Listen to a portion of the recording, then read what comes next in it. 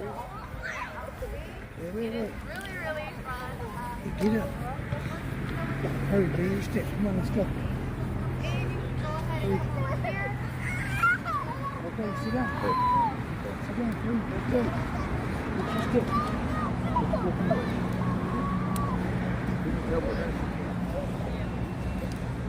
Hey, come on, stick. Hurry up, guys. Here, here. Here, hold it. Here, come on. She's getting close. Bring it. Let's go, bye-bye. We'll put it on YouTube.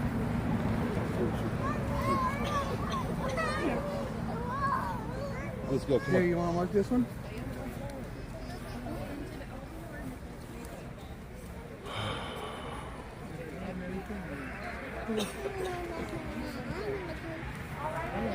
Good evening, guys. We're here, guys. We're on a tour here at the Sheriff's Department.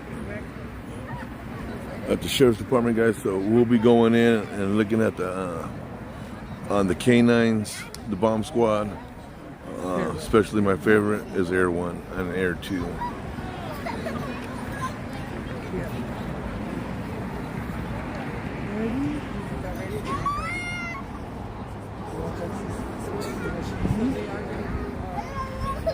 Okay, let's go. See this one?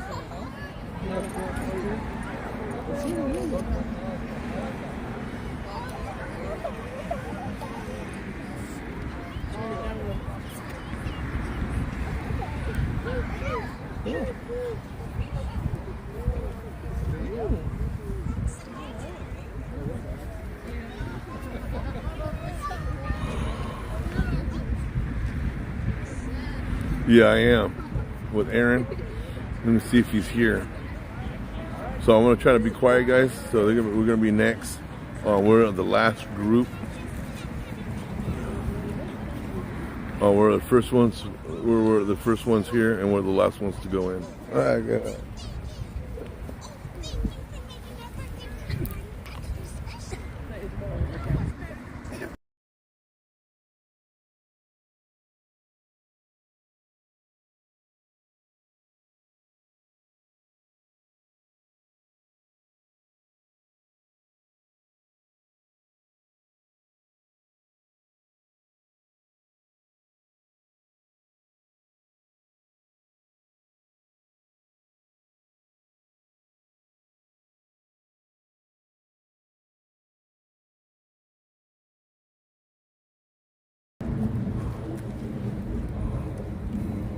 Sorry about that, guys.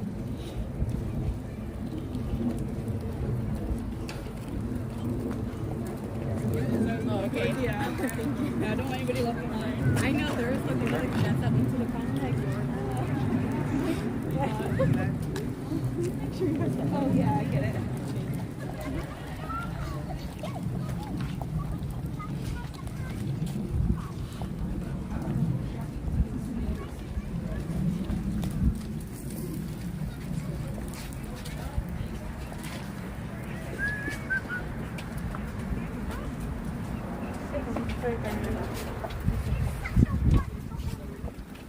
Here we go, guys. Never been back here before.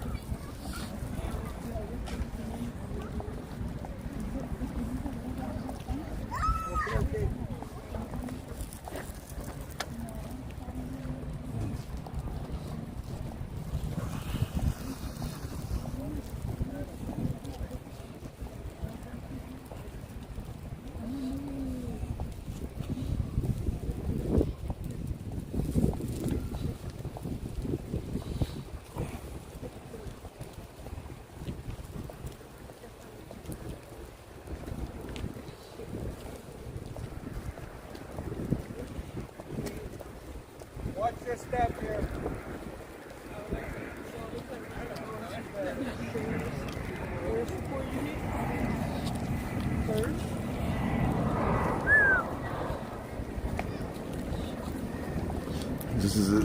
This is it, guys. Air 1.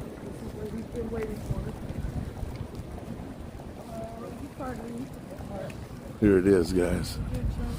The new airships. Oh, we got the old ones too. How you doing? Hi.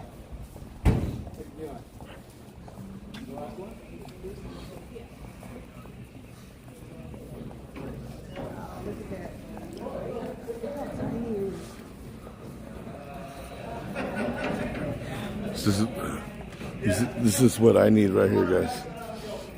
All right, so this is your group. This is my group. Yep. Go up, there's support. Sheriff's Area Unit. I'm Senior Deputy Riggs. This is Deputy Aaron Mendez. That's Commander Joel Swanson. We are most of the air unit.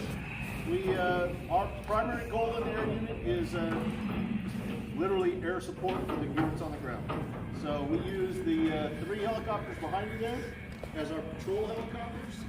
If you guys have live in Bakersfield, you've seen the big light flying around, that's us. And we fly pretty much, right now we're 5 nights a week, trying to get back to 7 with personnel as we get more people in the unit. We're going to try and get back to 7 nights a week.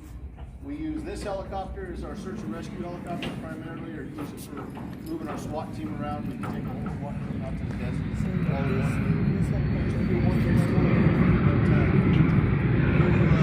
in personnel issues, we fire does all that.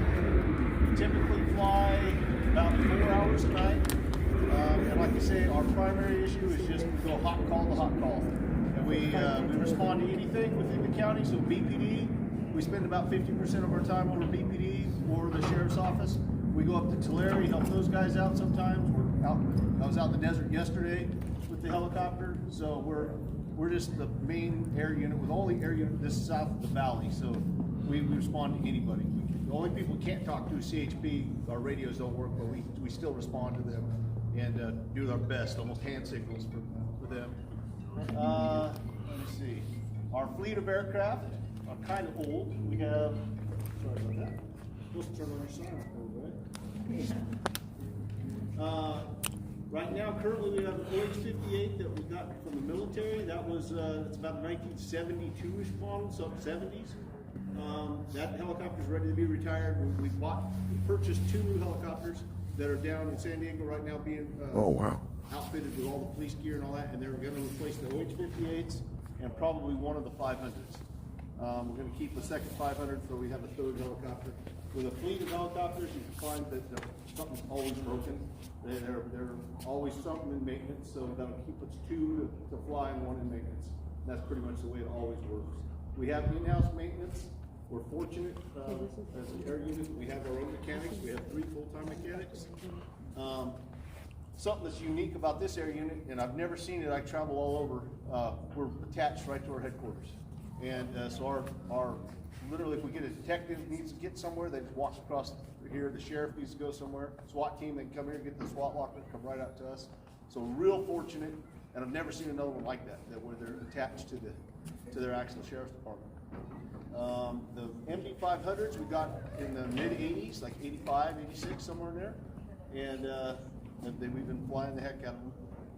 I think average between them, they have about 17,000 hours each. So they're getting pretty long in the tooth, but we maintain them really well and just keep, the thing about a helicopter is you always put new components on them. As things time out, you just put new stuff on them and keep going. Just the shell is the thing that has that kind of time on it. Everything else is always being replaced, yep. Let's see, we use for equipment, you see the light. Everybody's familiar with the light. We also use thermal imaging. That's our primary tool, actually, that we're the TFO. Is that what that is? Right now is either a pilot and TFO. That is the FLIR, yes. Yep, the black ball on the side is the FLIR. It's an older generation, and the new helicopter is going to have a little bit bigger camera on it. That is amazing. You can be able to work a little higher, so quiet things down for the city, and be able to see just so much more detail. So, camera. Yes. So that one, right now we have counties ready to take it. Because it was federal access property through the military, we have to give it to another police department or the military. And basically we're going to give it to whichever department's ready for it. Take any equipment we purchased, the county's purchased off of it, and just give them the shell. Oh. So yeah, that's just the way it works. Yeah, so because there's a lot of equipment on it that we purchased. But every night you see they're on the platforms. This is where we take off and land. So we land every night on the platform. We just roll them straight out here. In fact, if we get a call, Kevin's our pilot, or Aaron, they're our night crew tonight. So if we have to go, we'll move the Huey out of the way and they'll be on their way to launch. Questions is what makes us go well. Yes. I'm curious about the hours of maintenance on a helicopter versus a plane. Okay, so I can't break down exactly how many hours it is, but it's maybe 10 hours to 1 hour maintenance. Pretty close to that, maybe a little less, maybe 8 hours to an hour maintenance. It's considerably more than an airplane. I used to work for a crop spraying company. What's that? I used to work for a crop spraying company, Right. and I was told 8 hours to 1 hour. Then that's real close. I was just curious if it had changed. I was just kind of estimating on that, but it's pretty close to that. Yes. Do you guys have a morning shift and a night shift? So we have it Monday through Friday. There's somebody here during the day for day call-outs, and then nighttime usually we'll work 6 to 2 in the morning. Okay. Yeah, and like I say, 2 nights a week we're dark right now. Okay. Working on getting back to 7 nights a week. All right. When are you guys gonna get the new ones? So hopefully by the end of July. July? Yep. So we've already picked them up, flew them here, got some photos in them, and then immediately took them down, and they're all tore apart right now. Getting all the cop gear on them. And what's the main problem with staffing? So we were wrong. It's just law enforcement in general, yeah, retirement and all that stuff. So law enforcement in general is taking a hit across everywhere, and it's just hard getting caught back up. Yeah.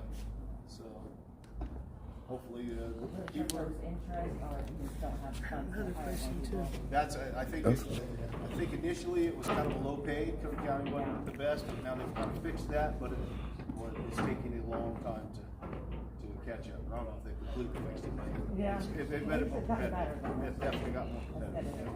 We've got our first lateral from BPD in years, and he was one of our TFOs. He was a BPD officer assigned here, and he just now came over to the sheriff's office. First one in probably 10 years, maybe longer, that we were able to steal from them.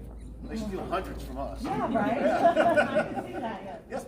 Okay, so is there one person that flies the helicopter and one that Excellent. looks? Yes. So we have always fly with the crew too. One's the pilot, and he is basically the Uber driver for the TFO. The TFO is a tactical flight officer, and they're responsible for the mission. They have all the police radios, the light. So they the talk? camera. They're the ones that They're talk? the ones talking. They're the ones telling the pilot where to go. Okay. The pilot's ultimate job is safety. Just make sure that he can get the TFO wherever he needs to be safe. But the TFO is really in charge of the aircraft, of what we're doing and what we're doing. You guys do an awesome job. Well, thank you. Thank you. Very effective. We're typically first on scene to just about every call in town, even if we're across town. We can be first on scene. So we get there pretty quick. Trust me, we follow you guys. More questions? I need them. You got to have a question. No? How long you guys been doing this? So I've been flying for the sheriff's office for just short of 20 years. 20 years? But I'm not full time. I was flying and working patrol, and then there was an auxiliary unit. Kevin, how long you been flying for us? 18 years. Yeah. So, and then we're just starting to train. I just started as a helicopter pilot. I forgot to mention we also have 3 airplanes. So we use those for different they're kept in a different angle. So we use it for transporting like a detective. One of the big things we do is, say a homicide suspect gets arrested in Texas on one of our warrants. I can get the detectives there before he's even completely arraigned. So wow. I can get the first interview in, which could completely solve the case or keep the case from going to trial. Aircon. Yeah. Aaron is our newest pilot. Congratulations. Yeah. Thank you. So he's moving through quick swing and helicopters. So we do most in-house training. I can train in the airplanes, and we have another pilot that trains in helicopters. So we're being fortunate on that. We do most of it in-house. So like when my kids join, Absolutely. we could get training. That's it. Fly a Yeah, helicopter here. we literally, I say 0 to hero. Wow. Come in as a Okay. deputy. You usually start as a TFO. Do about at least around a year as a TFO, and then move right into flight training. Yeah. You asked a question earlier about staffing. Yes. So one of the requirements to come over to the air unit, you start as a tactical flight officer, requires 2 years patrol experience minimum as a deputy. So, I mean, most of our deputies, they start out in jails, courts, and all that. They do average 3 to 5 years there before they go out to patrol. So then they get 2 years. that's So you're looking at several like 5 to 7 years of That's service. why it's so backed up. That Correct. makes more sense. So they have to meet that criteria, right? So you're Because we waiting want for that them to patrol. Yep. They want that patrol sit experience because there. that's going to help them out from the air, That makes right? sense. And so by that time, they're promoting, moving on. So I never knew that. there's a small window for them to try out for there. And that's the thing, is we gotta catch them before they promote. Yeah, He I was know what actually, you mean. he was on the senior deputy list and literally pulled his name off, so that he could get the spot. Smart move, because, that's what I actually did promote and gave up on it, because I was working the streets, and then just by chance, I was able to come over as a senior. But most of the time, we So only take might deputies. retire or something. Yeah, exactly. Think about it. Yep. That's difficult though. It was, well, I was. How old lucky. are you? Yeah. Okay, so we have just a couple minutes left before you guys move on to the next one. If you guys want to take some pictures, you guys are more than welcome to. Get up here on the platform, or if you want to stand up and take some photographs, go ahead. And then, Oh man, I can't take. so, thank you guys for coming.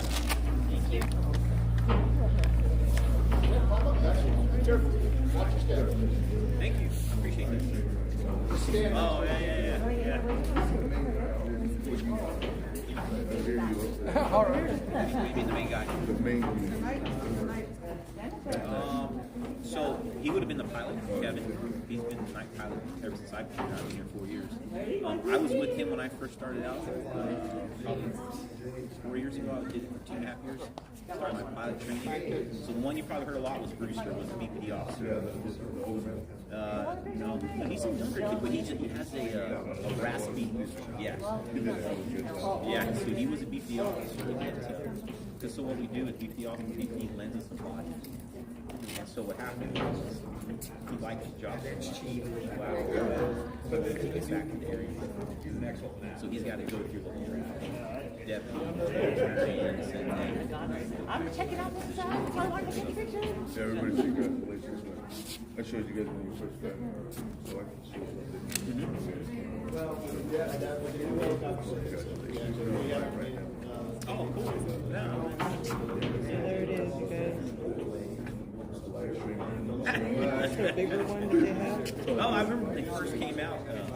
Yeah, they were getting real close, but I mean, I guess over the years, you guys gotten real good at that. So that's the main thing is, it's kind of hard to handle a situation and you got things behind you. So you guys all are incarcerated.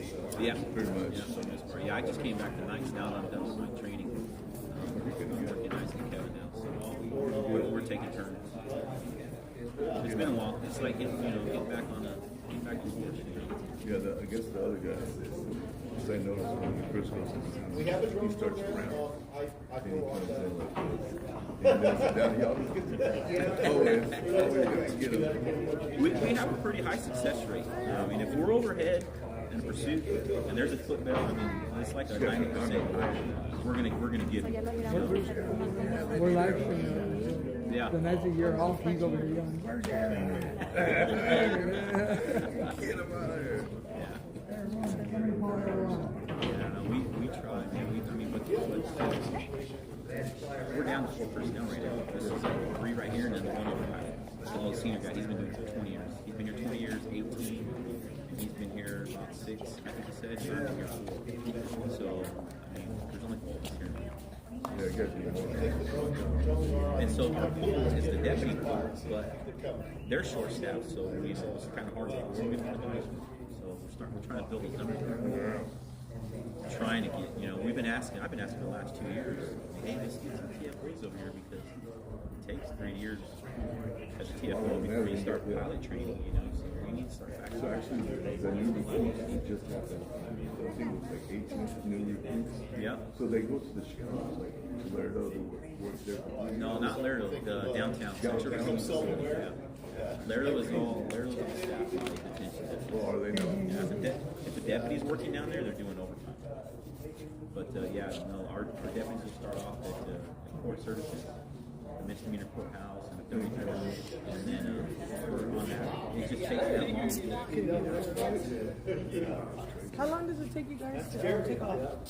About 5 minutes? I think the fastest we did was about 7 7 minutes? Yeah. We tell people about 10. Give us 10 minutes.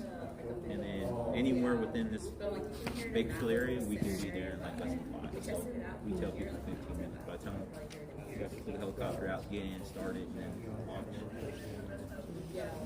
Is there a way I can stand on that? On that platform? Yeah, the platform, yeah. Go ahead. Yeah, on the white part? Yeah. White part? One more minute, we have to go tonight.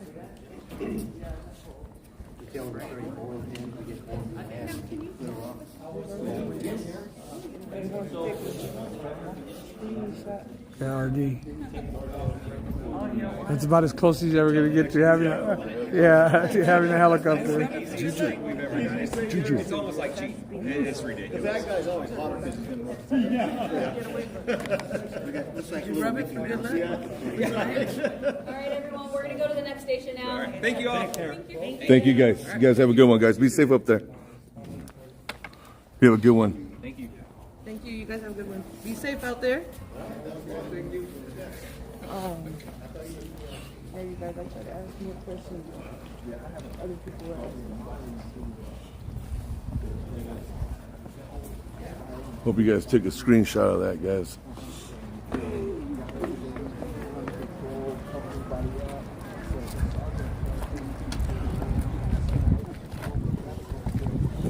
Yeah, I was talking to Aaron. I was showing him how to, trying to get the bad guys.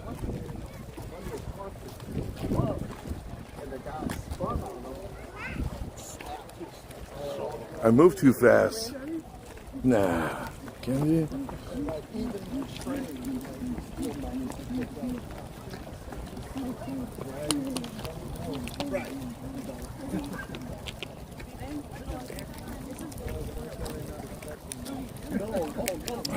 They took him in to yellow force and we can make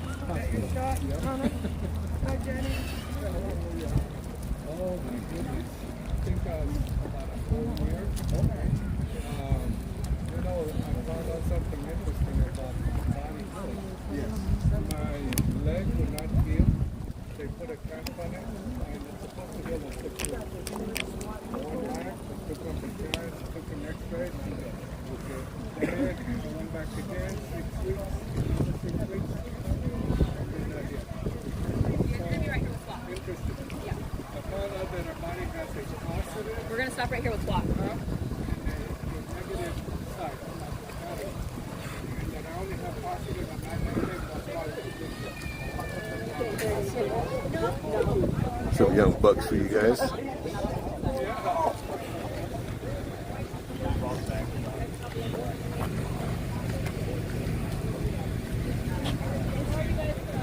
how are you guys? Good, good.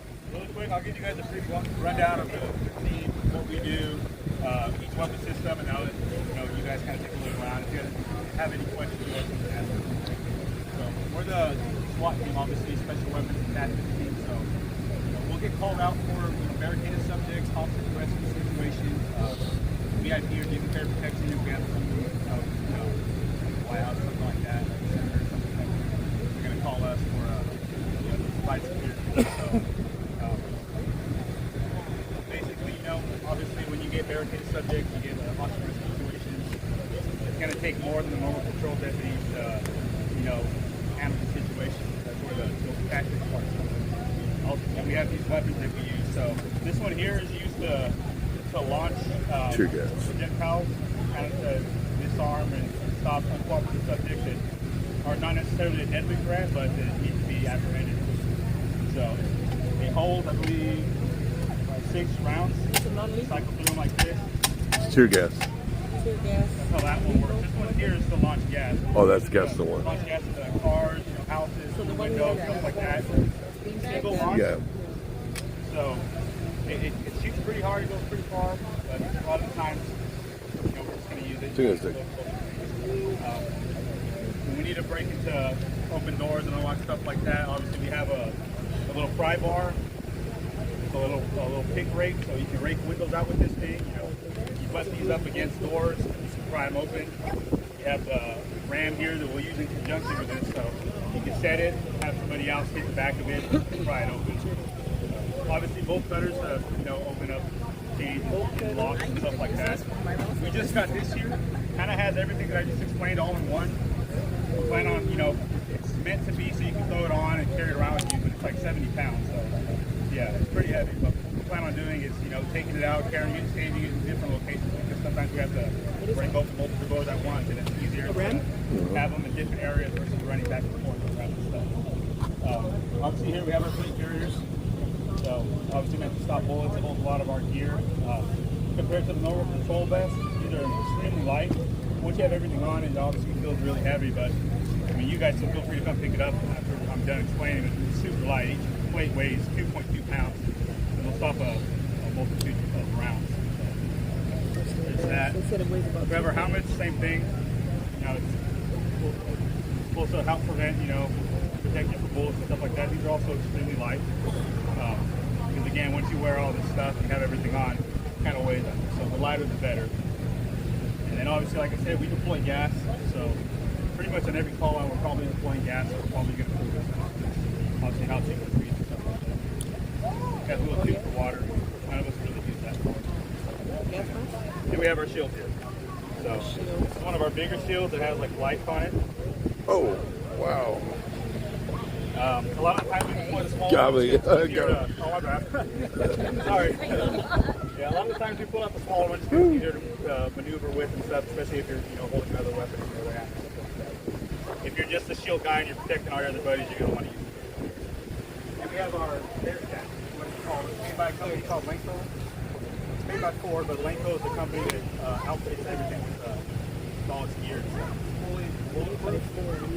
The armor, the windows, and everything. The only thing that's not, obviously, is the tires. But for the most part, it's going to stop things like held around the sides. It's a pretty big round. But, we have two of these currently. This is our newer one. This one weighs, how much did you say it weighed? Yeah, like 18,000 pounds. So they're big. But I mean, obviously, once you get out there, it's nice to have a day like this. The bulletproof is going to stop, have protection, stop around and stuff like getting out there. Carry 12 people in here. Once you have all your gear and stuff in there, it's kind of hard to fit that many people. A lot of times, if we're all going to move somewhere at once and we're taking one vehicle, we have these rails we can hang on to off the sides. We have our gun turret.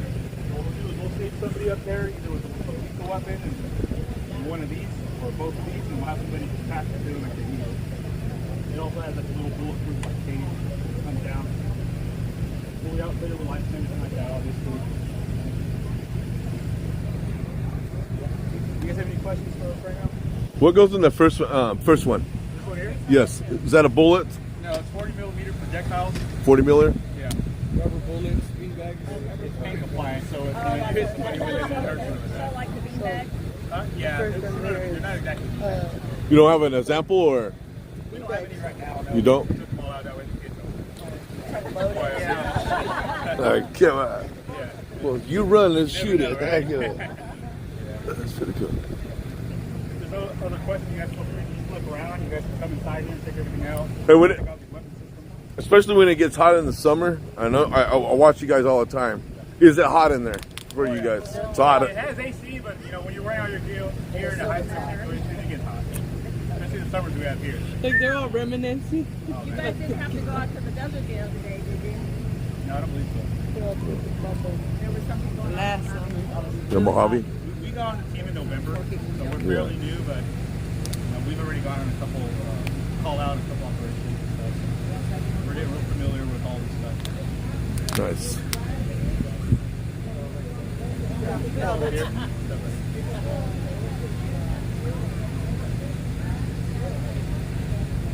Up here. So we put somebody's hand up there. That little thing up there spins around. They can have a gun up there, and they can have one of these. They're kind of like our. Oh, they stand on top. So you guys stand up on top of that thing? Yeah. If you guys want, you guys can feel free to hop inside, take a look. Oh, give me a around, picture in stuff the like front. Go. I'm gonna go stand on top. You have a phone. I know, but I'm gonna. You got it? Well, we gotta wait now.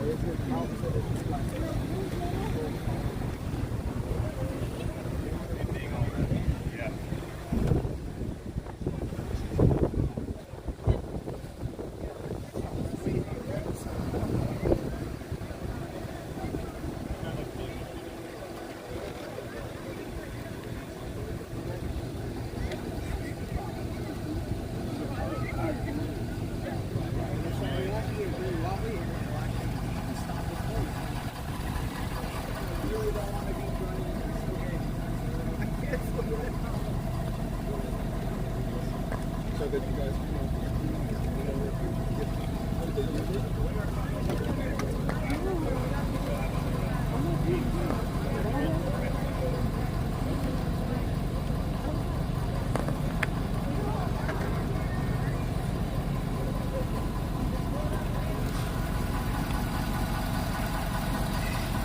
Look at the size of those.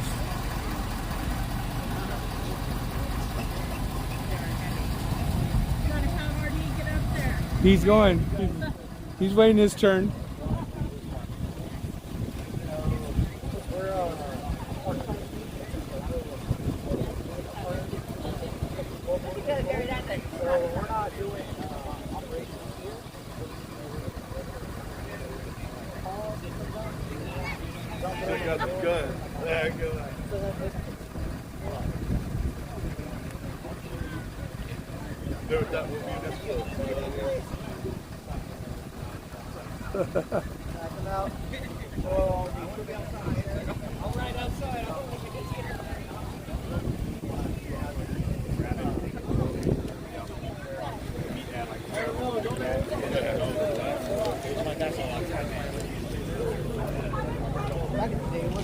But now we have cell phones, so we'll get a.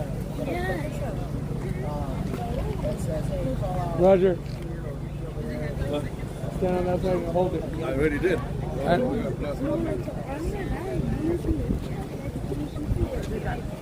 So our viewers want to know who does more push-ups. Who does more push-ups? Oh, come on, look at this. Make some room, let's find out. We do this right now. I'm going to take my money on him. Hold the other one. Push-ups once before this, so we can't. Yeah. You can't do it again? You gotta be able to get it all.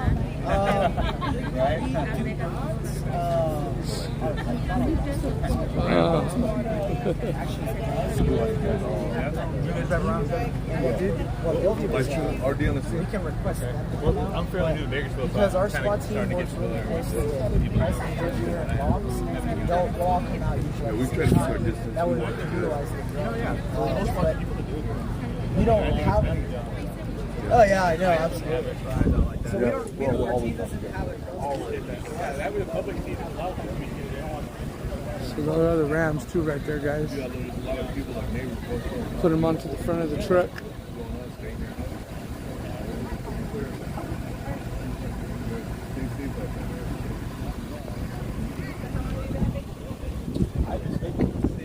February. Before that, I was in Lake Isabella. No, I'm new to the SWAT. I got on November. I've been on for a little over 4 years. Started I did 2.5 at the jail.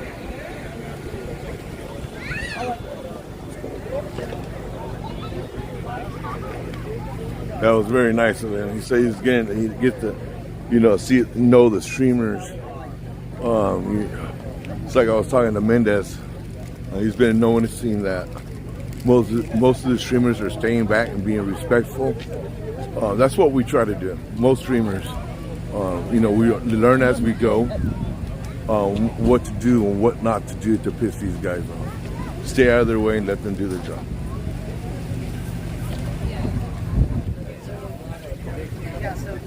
How are you doing, Janet? So the reason why we got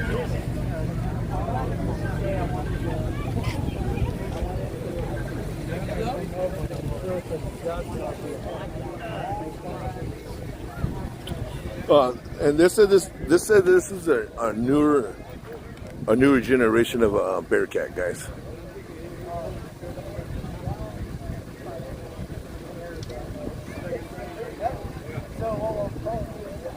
It's on right now. What are you talking about? You imagine if there was a crazy person in here, guys, jumped in and took off, guys. You think they would have a hard time trying to stop this?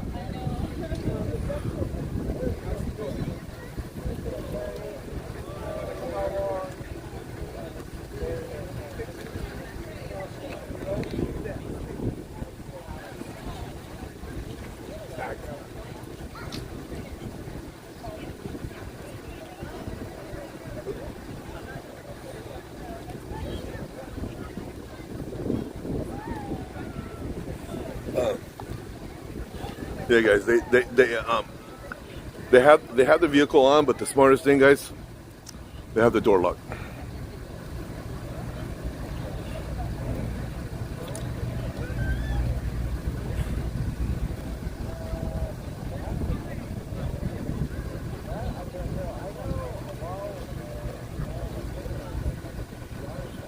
This is the sheriff's. This is the sheriff's, guys. Bearcat.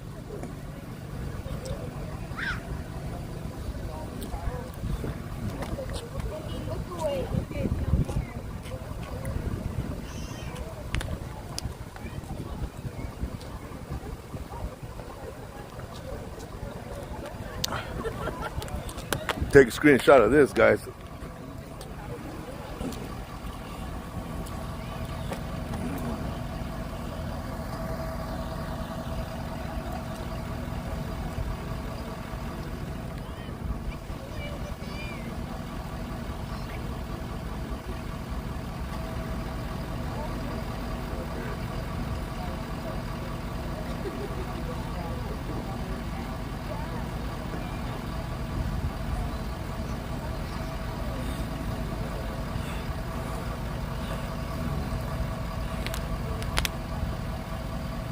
Pretty cool, huh, guys? Pretty cool.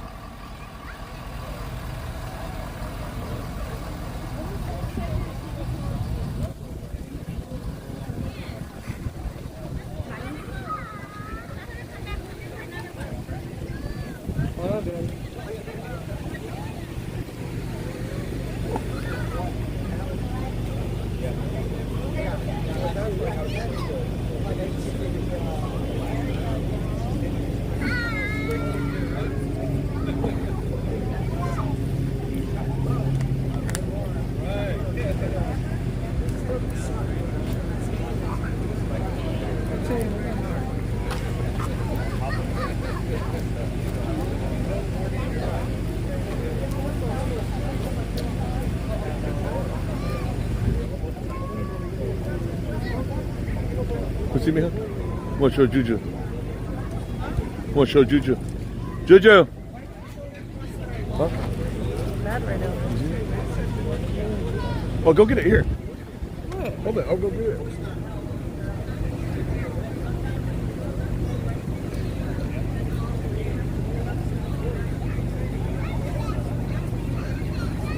So my dad went to go get a balloon.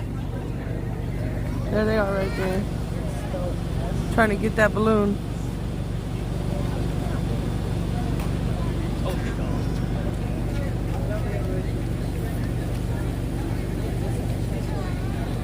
It's starting to rain hard and now it's sprinkling. Now you guys can see it on the floor.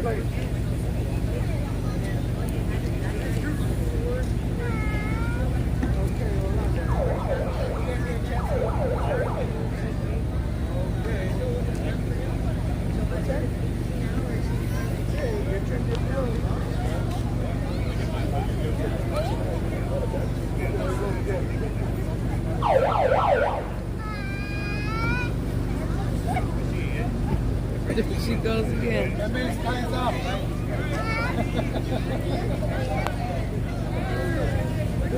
If he likes Legos, Everybody, we're No, just going right here not next yet. door. Where are you guys going now?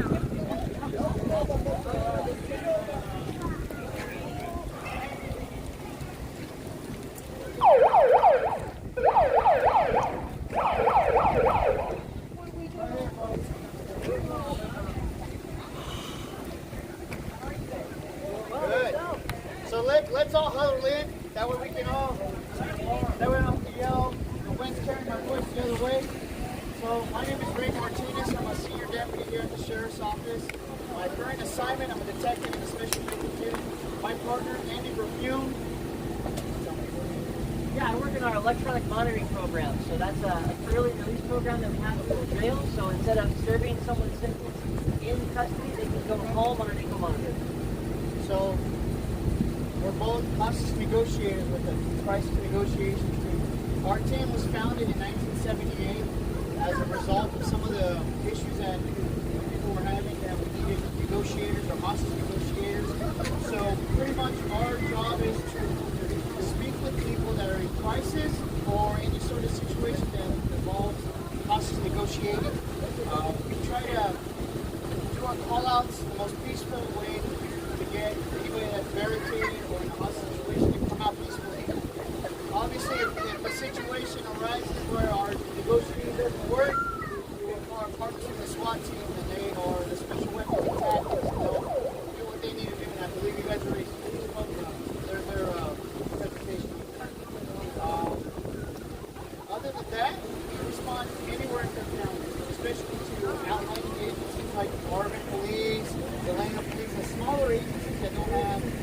the equipment or the manpower to do any sort of hostage negotiating. So we're pretty busy. We average 20 to 30, sometimes even 40 call-outs a year. We're a very busy county. There's a lot of people with issues in regards to crisis, or just people that are just violent that we need to negotiate out of houses or whatever the case may be. These are some of our tools that we use. We use blowhorns to speak with people. We use ballistic shears if we have to speak with people face to face, like I am now.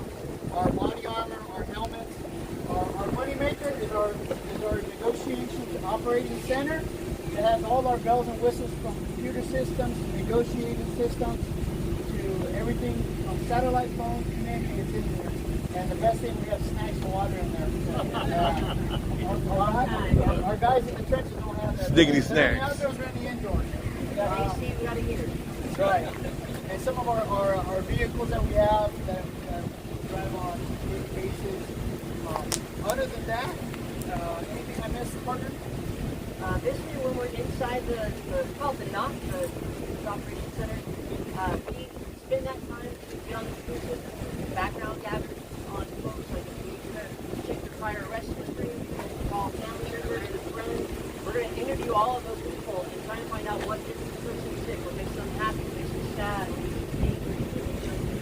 Really good communication. We want to establish some kind of rapport to be able to find out what's keeping this person surrendering, or what's causing our big issues. So we'll do a lot of that. We'll take all those notes and we write them up on our whiteboard. The whole interior of that man's whiteboard. We write notes everywhere. We got headsets that we use to communicate. We got a cell phone that we call them on. And for whatever reason, this cell phone is inoperative, or he has no cell phone at all, no way to communicate with us. We have spare cell phones that we can deliver by drone or by a bomb robot. We also have a Pelican box with old receiver phone. Most kids that know what I'm talking about, but it's an old receiver phone. You can actually pick up and talk to people on it. We have a satellite phone with our partner set. So we have ways of communicating, and for whatever reason, their stuff isn't working. And this position is a collateral assignment. It's something extra here that we volunteer to do. It's not a primary assignment. We all have a primary assignment, but when things go wrong and you need us to respond, this is our secondary assignment that we volunteer to do.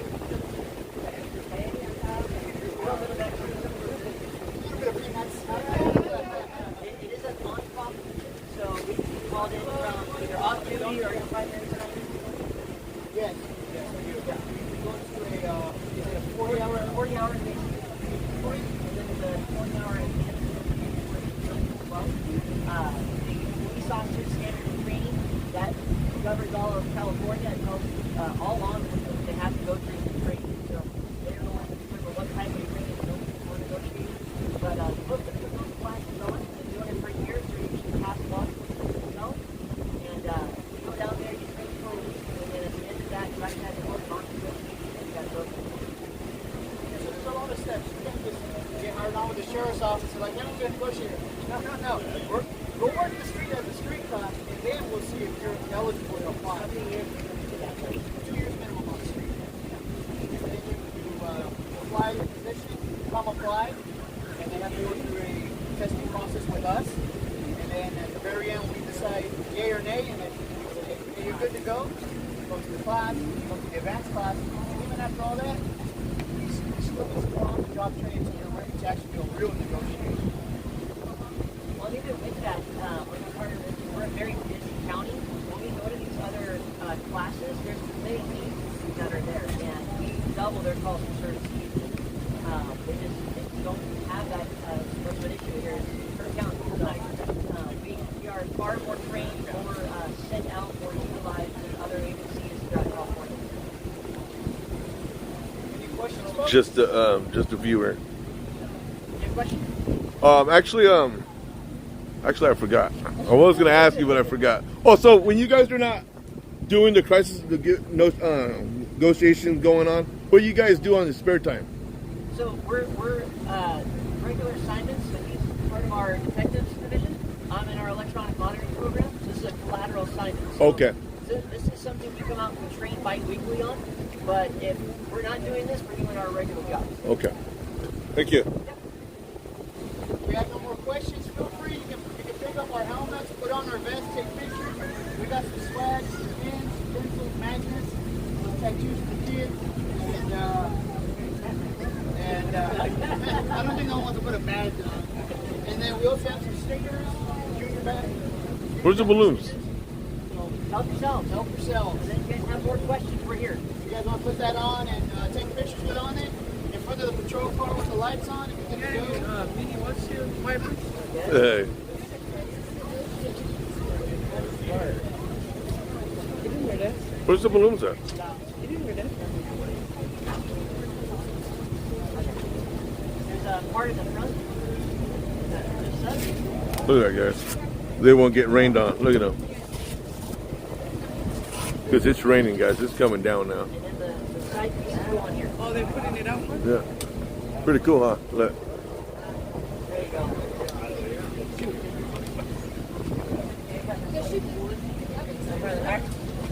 Let's go for a balloon.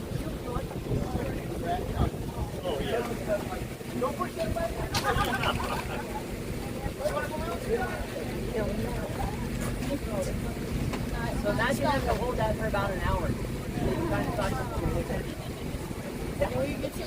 Yeah, he wants one so bad. Yeah. Well, he better tie that onto his wrist.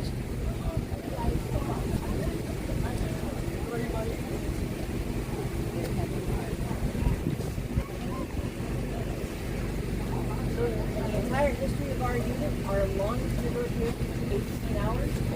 Our shortest will be 40 minutes. Yeah, that's what I did. So our team is divided up into a total of 10 members. We do 5 and 5. The reason we divide everyone up is on something like that. You know, we call out, our negotiators get tired. So we want to be able to swap people out. Don't shoot on right side. So on the 18-hour one, it started off, I think, in the middle of the night. And come the morning time, everyone. Oh, that hurt. No, we're still going.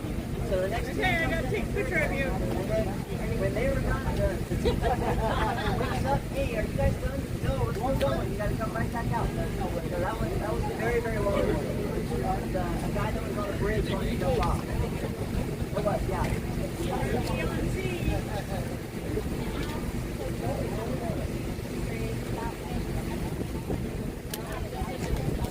Yeah, so on that particular instance, this guy had a favorite pastor. He was working over on the coast. And this what happens, that pastor was doing a tour during the Baker Street. So we were able to find that by doing a little bit of our research.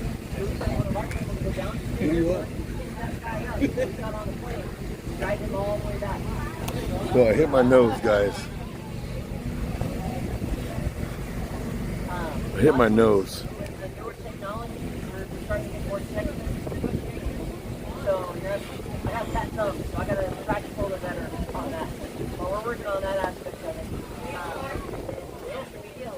So Juju got his balloon. We try to lock their account down so they actually can't post anymore. That way we can talk about it. I've been with the negotiators, this is my 7th year. Yeah.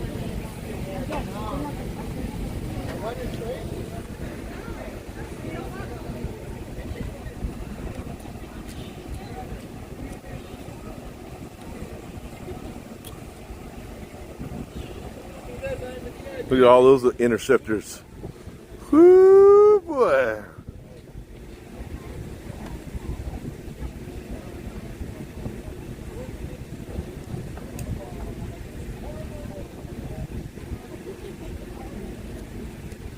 Yeah, Bobby hit my nose. I think got my nose, man. When I put the helmet on, it hit me down. Bam. You know your nose ain't small. Shut up. And he was screaming his head off for that balloon. No, did you tie it? Did you cut? Who cut it? Put it in the. That's how he gets it. We put it in the seat. Man, if he was that balloon, he's giving his head off right now. Roger hanging out with the police? Yeah. Yes, Williams. Hanging out, baby. Get to see up in class. Talk to I talked to the pilots from Aaron Mendez. Talked to him. Told him congratulations. Keep up the good job. I'll show him, you know, come around, go in for the kill. Come on. He's learning, guys. He's new. Yeah, he's young. He's young. The guys that we hear all the time, guys, he was telling me he's young. He's a young pilot. He just has a raspy voice. And he's not married. None of them are married. Yeah. Where's Wyatt Earp at? Wild Earp, no, where's he at? Not when you go to the gas pump. Boundary. Come out with your hands up. I'm about to get in this car right here. This is a detective car. Look at him.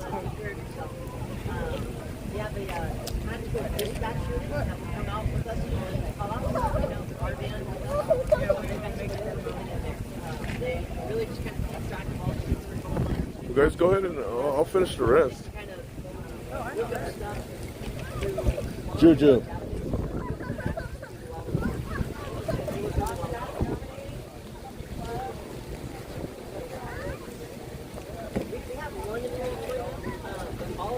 Every car has a computer in it, so usually we'll bring all of our computers in. By the time everyone's in there, you probably got 6 or 7 computers. Wait, once you do on a sardine, it gets put in there. But on a typical call out, we send about 5 or 6.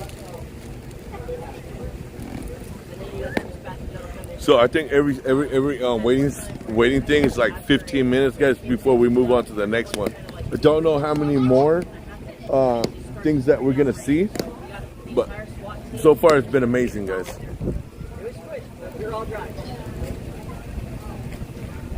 I'm gonna ask him something.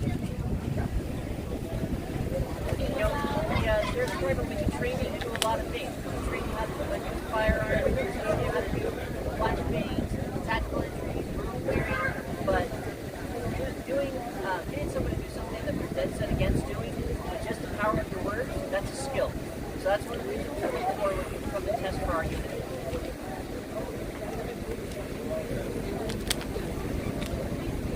Yeah, any other questions at all? I was going to ask about approximately how much is it? That I don't know. I can tell you it's not diesel. I know it runs on gasoline. You got a question, sir? Yeah, I know you guys sometimes you take a day, all night doing the negotiations. Yeah. My question is, that's for safety reasons, am I right? Right. You try to get them out. Correct, yeah. Then you take the Bearcat, and if he doesn't want to come out, you guys use the Bearcat him, right? Then they get to do their job. Yeah, and another question is, you guys still do like the phone with the cord? You throw it in the house sometimes? You guys still do that, huh? So traditionally we do a cell phone right now because that's just a more common communication device. But we have, it's like a Pelican case with old receiver phone. Yes. And so that's something that can be delivered by a robot, or we can do it through the front door or window, and we'll talk through that. But we have about 750 feet of cable that we can run with that. Nice. There it is, guys.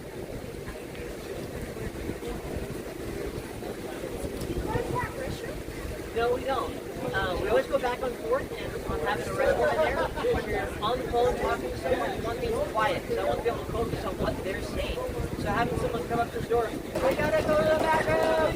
It's not the negotiation, so it's usually better just to not have one. So for those long negotiations, how do you guys you find a corner somewhere and just say, there you no go. one's looking at you. He said to find a corner.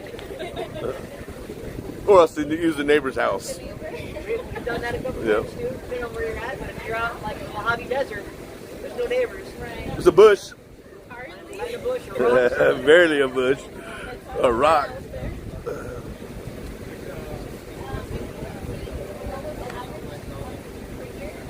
So we average about 25 to 35, somewhere in there. We had a really heavy year. We got 40. On the patrol level, we're training a lot of our patrol officers to communicate like we do. One of the de-escalation thing is very big in law enforcement right now, and it just wasn't taught in the past. So they used us a lot. Yes, we have. Now we're teaching we have. That's the first one that we went to. They have actually 5 helicopters in there. 5 of them. And I hate to inform you guys, that's not the new ones that we've been saying, guys. They haven't, they're in LA. They're going to get them in June or July. June, July, the new air ones.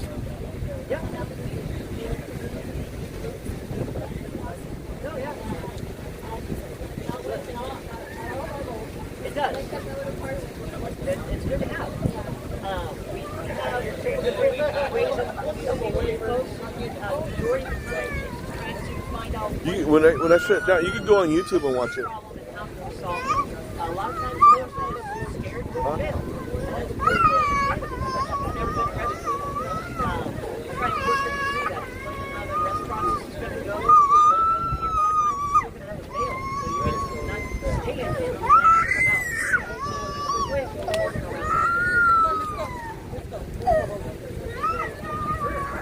Yeah, Juju's mad right now, guys. I know, bud. He wants another balloon. Yeah, he wants all of them. He loves balloons.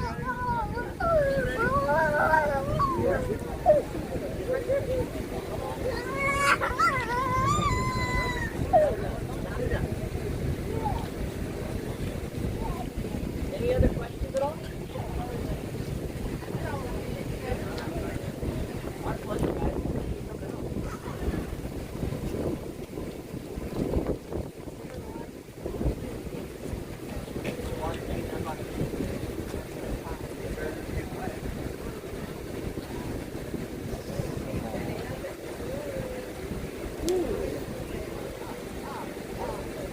No, he wants all the balloons.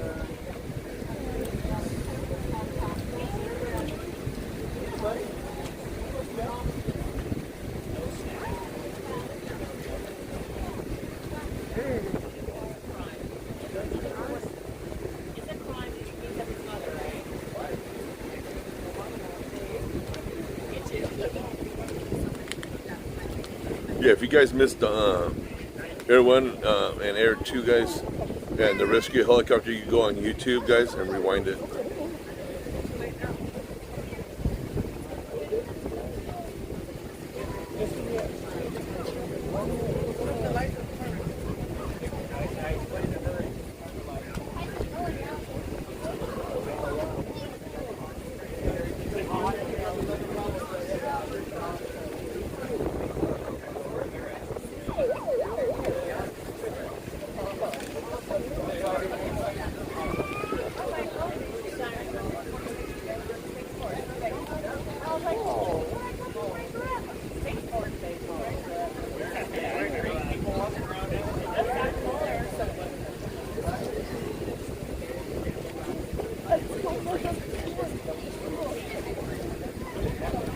It is getting cold out here, guys.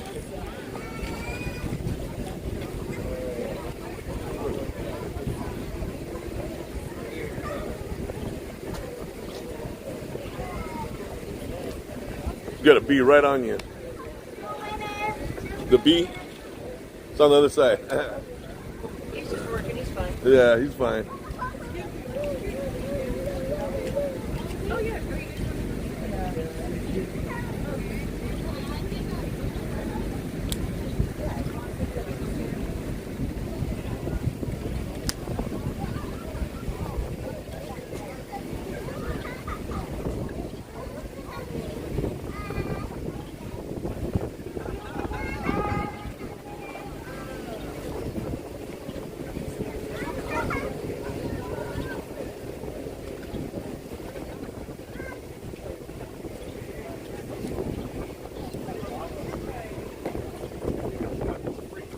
Whoa.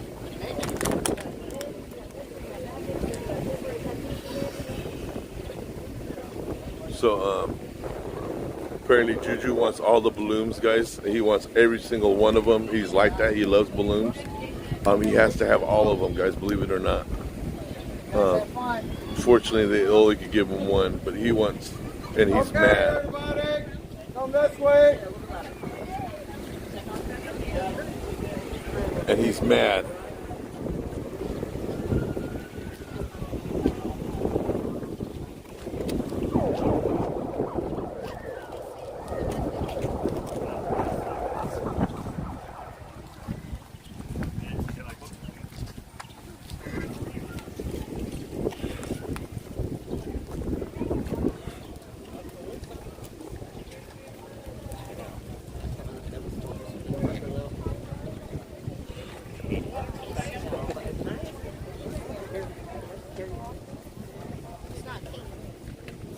Yeah, no, Francisco.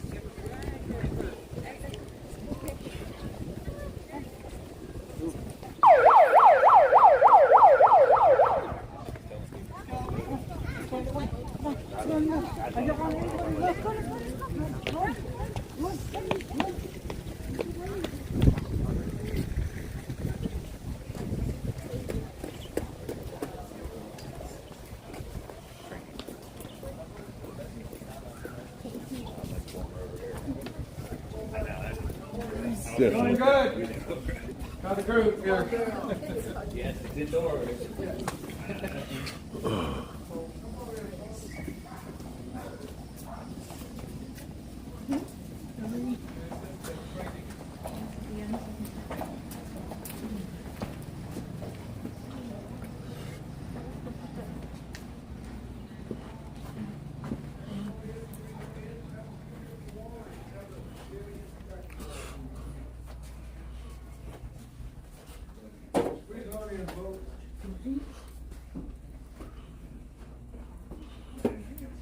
Is it still raining out there?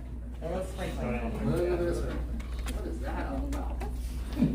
They know it's May and April's gonna rain. It's supposed to be rain. We're supposed to be good till like November, right? Right. Not this raining stuff. All right, is this everybody? Yes. All right. All right, so hi, I'm Senior Deputy Matt Harkey. This is Deputy John Swearingen. This is our Force Options Simulator classroom. This is a classroom. We have, let's see, we got 1, 2, 3, 4, and then we have our training center. There's 4 different classrooms within our sheriff's office facilities. We have, because we do a lot of training. I'm surprised, I know people are like, oh, you need more training. We do a lot of trainings here. I utilize this classroom quite a bit. I use it from pretty much all of our sworn staff, from our detentions deputies to, I've had lieutenants and commanders in this classroom that I've taught. And again, this is a force option, so it's about options and uses of force. We want to have a forced encounter that the deputy has to make a decision. Just make a decision. And so after the decision's made, that's when the teaching begins. It's not about the action. Like, we're not like, oh, you should have gotten down on one knee and moved it. We're not talking about tactics. I'm not a tactician. That's for those SWAT guys out there to deal with. I'm a negotiator. I sit over there. That's my spot.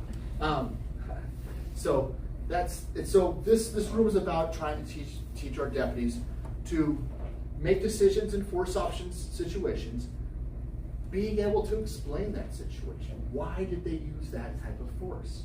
Why did they choose to that force option? What other steps could they have done? Could they have done something else? Right? Were there other options? Could they have just left? Was there no crime committed? Should they have just left and just gone, well, this isn't a criminal situation, have a good day, and left, right? We discuss all of that stuff. So we force our deputies to come in, or not force them, we have them come in here. We usually have a smaller classrooms, small class, like no more than 10. Because I want to keep it small, I want to keep it intimate, and I want people to feel safe and they can in this environment, because basically they do something and then I judge them immediately. Like, hey, why did you do this? So that's a tough place to be. So obviously as an instructor, I have to build some rapport with people, but I have to try to get my guys to trust me about what we're trying to accomplish here. So I'll have a small class and we'll set them up and the scenarios play out. As you can see, this is a flat screen, right? Nothing comes out. We have just a projector up here. We do have a virtual reality system, the VR system. It just doesn't quite have the same effect. Like, because I haven't done it. The scenarios, like the people in the scenarios, they just look like what Avatar looking things, and they look kind of wonky. And the problem, and the thing about it, as the student in that situation, I don't take it seriously. You know, I don't take it for real. So we tell them, we say, hey, this is a real situation. Take this as serious as we. When you'll see, I'll pull the scenario for you guys here in a minute. You'll see it's a real person, and they're just being filmed, and they're like saying, hey, act like somebody's talking to you. So they'll be interacting like, oh no, I've been here all day. They'll do things like that. They'll be interacting like that, and then we want our deputy to be talking to that person. How can they interact with this person? How can they change it? Obviously, it's a screen here, so it's not like they can. It's not like the guy's like, oh, well, I'll say this now. We do have a few scenarios where we can change how they react to different things, but it's very minimal. And the thing about it is when you click it, it kind of glitches, so the deputy knows like, oh, something changed. Oh, something changed. Something's about to happen. Like, it's funny because you can totally tell. It's like, oh, it just glitched. Something's about to happen. Like, so we force the interaction. The deputies have to make these choices. We give them different options. They'll have their taser, their pepper spray, a baton. We'll have a gun. They'll bring their own duty belts in because we don't want to have any training scars. So they'll bring their regular duty belts. They fit in their regular equipment, so they know where all their equipment is. And you see, we have our mailbox here. This is how you mail letters. Put stamps on things and just send them to somebody else. I figured I had to explain a little bit what a letter is. I was teaching a class today, and I brought up the stamps, and I was like, "Have you ever bought stamps before?" And this guy's like, "I don't even know how much. Where would you even buy a stamp?" I'm like, "You're like a 24-year-old person." He's like, "I have no idea how to buy a stamp." So, all right, moving on. This is a mailbox, and this is kind of a simulated block wall. What we want our deputies to do is, when all of a sudden they see themselves being in potential force option or potential force encounter, move to a position of cover. You know, moving to a position of cover literally will provide potential for them to, maybe if somebody starts shooting at them or something like that, but it provides time, right? It provides the deputy, even if it's a half a second, that's a half a second more where they can hopefully de-escalate that situation or make a decision to protect themselves at the arrest, overcome resistance, and prevent the escape of a criminal. So that's what we want them to move, that position to cover. So the scenario plays out. They have to make some sort of force option. We want them to step off the line here, move to a position of cover, continuing to communicate while making a decision on what force options they can take. Right? So they use some sort of force. I ask them questions, and they have to be able to explain to me why they did it. Why did you choose the taser? They can't just be like, well, because taser stuff. Right? like they can't just be like, well, yeah, because it was kind of cool. You know, they have to explain to me. They have to, what's outlined in our policy is they have to give us the justifications for the use of taser. Our policy is listed, and it's based in case law and it's based in the penal code on what situation we can use a taser in. They have to be able to tell me this. They have to be able to do it, and they just did it. So it's like, it's putting them on the spot. There's a lot of stress. When you're that student, there's a lot of stress in that environment. You're like, oh, which one should I do? How should I do it? Is this person going to jump out with the gun? You start overanalyzing yourself, and then you have some instructor like me coming in like, why'd you do it? What else could you have done? So you put a lot of stress on them, and that's a good thing. We want our deputies to be in here. We want them to be stressed. We want them to be learning. We want them to make mistakes. We want this is the position it is, because this is adult learning. This room's about adult learning. This is not an elementary school where we're like, wah, wah, wah, wah, wah. You know, we want adult learning, and adults learn through acting, through doing, through interactive, through what they call it, functional training, where they're actually going through these different things, different steps. So we do this the adult learning in here, and it resonates. We have all the way from our recruits that work at to do the academy. We train them in here. They come in here and they're just like, what just happened? And by the time they walk out, they're like, all right, I'm ready to do this. You know, and it's nice because we can really go through a lot of people at a time in here. Because even as a student in this class, you're watching the scenario play out, and you're over there, you got yourself in there, you're in that position too, you're like, oh, I totally would do this. I would totally say this. And so now, this person's getting the benefit. Even though they're not the student that's interacting, they're getting the benefit from it. And then I'm asking them a question, then guess what I'm gonna do? I'm gonna go, what would you have done? And they're going, oh, wow, well, it's not me. And so you put them on the spot. Again, our deputies go through a lot of stress, what we call stress inoculation, because when we're out on patrol and we're doing things, we want them to have experienced it. We want them to experience that stress in this safe, controlled environment, so when they experience stress out there in the not safe and not controlled environment, they've experienced it. They've worked through decision making in this stressful environment. So I'm, same way, I'm nice and bubbly and all this other stuff, but I ask them tough questions. What else could you have done? How could you have de-escalated this better? And I'm like I talked about, I am a negotiator. I'm like, what else could you have said? What if you would have said these things? Could you have said this stuff? So of course I'm all about communication.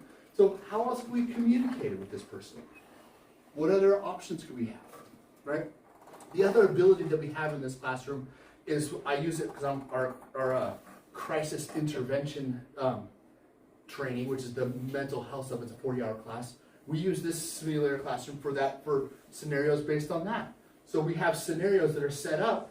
The one example we always do is the deputies are dispatched to a park where it's a grown adult in the park watching the kids.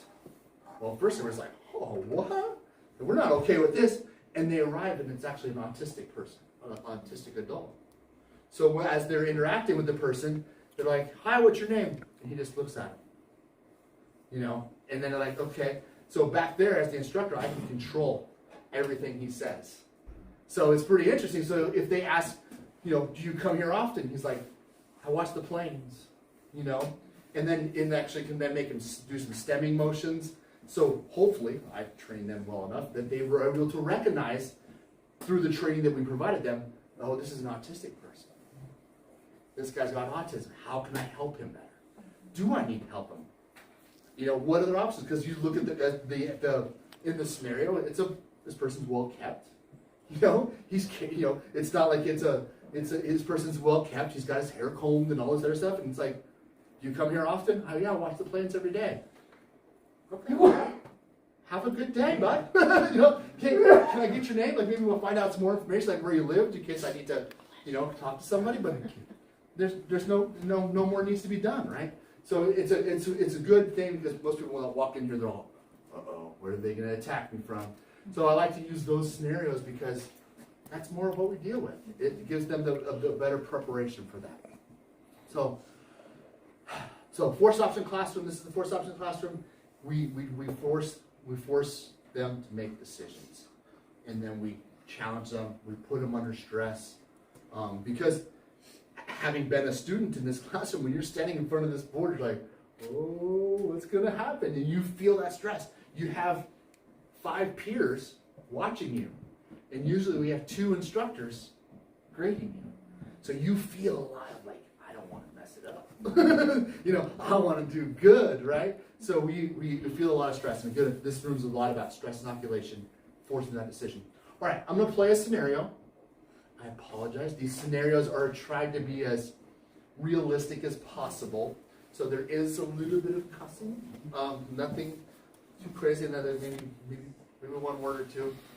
But I tried to find some that don't have them. But I was kind of unsuccessful at finding one that doesn't have any cussing. Because we want, again, the scenarios that we have here, like this one we're going to have is outdoors. You can actually hear birds chirping and there's stuff going on around you. Like we have other scenarios that are in a bar setting, right?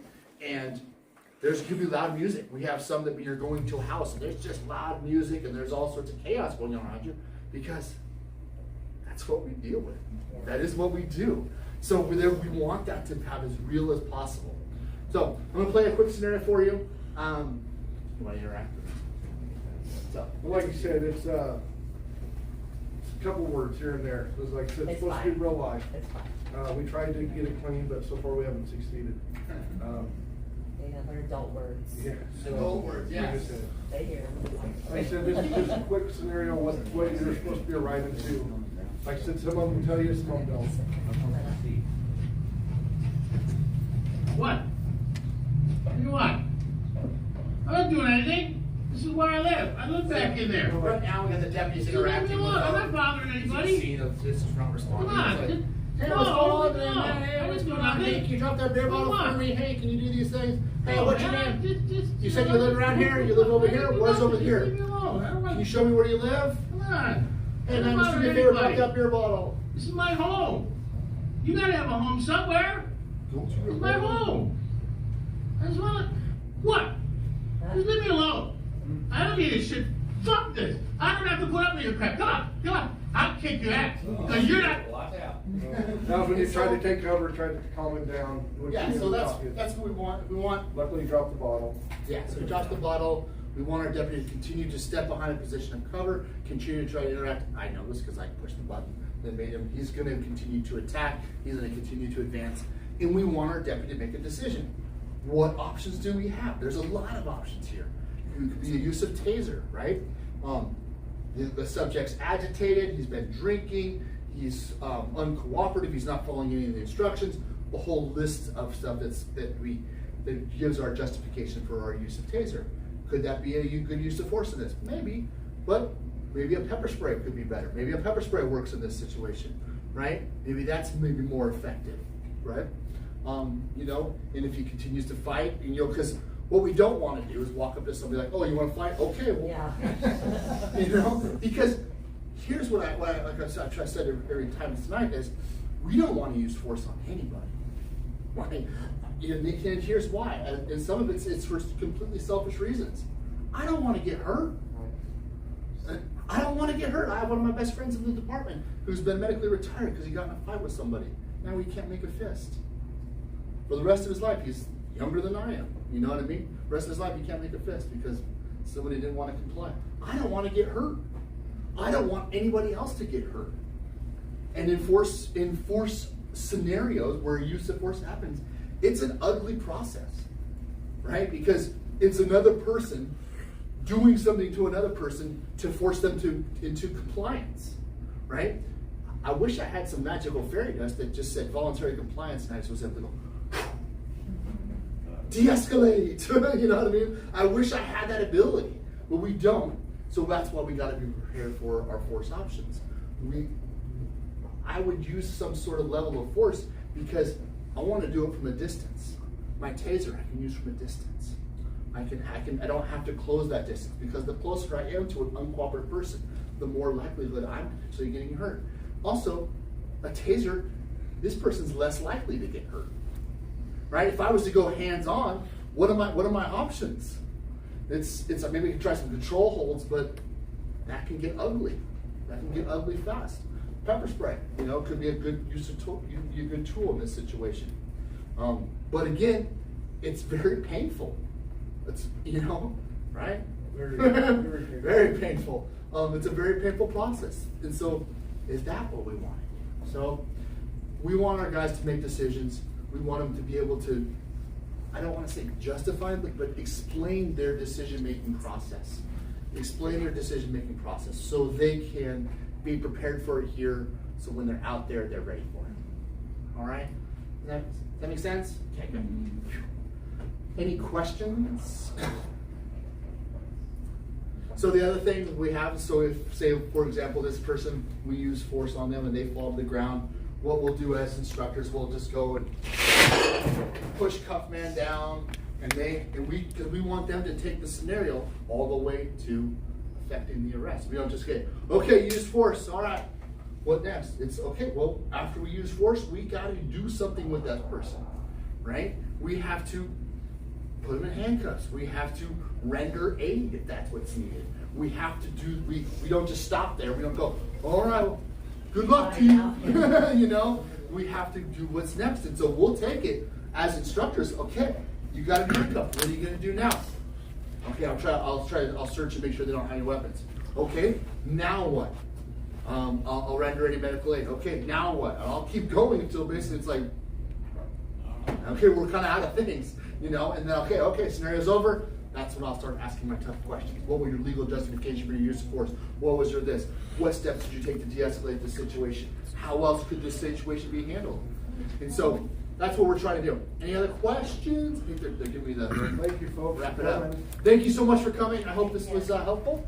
And I know Big John will say, Sheriff's Office is hiring, so come work for us. There's all sorts of positions. One more year. Yeah. Come join us. Yeah. 18 years old, you can work with the detention department. Thank you. Thank you.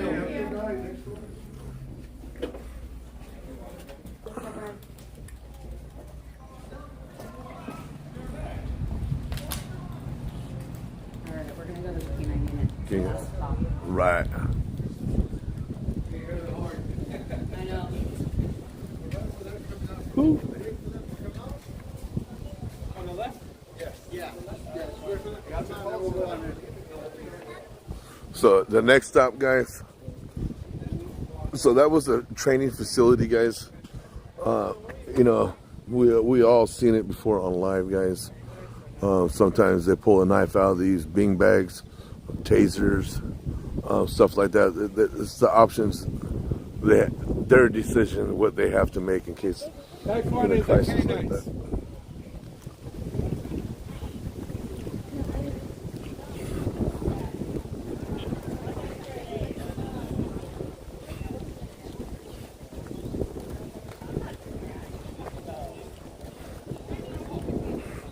There's the old Bearcat. It's the warden.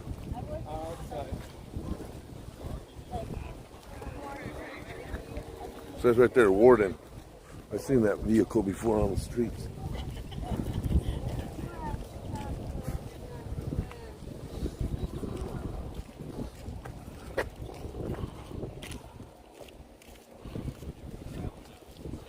She got that baby.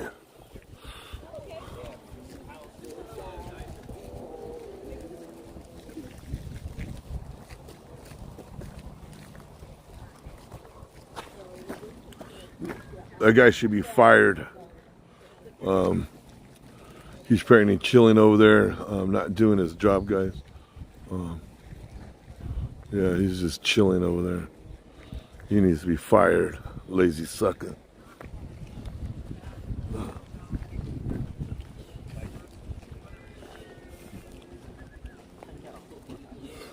Lazy sucker. You guys see him over there, guys? Look at him.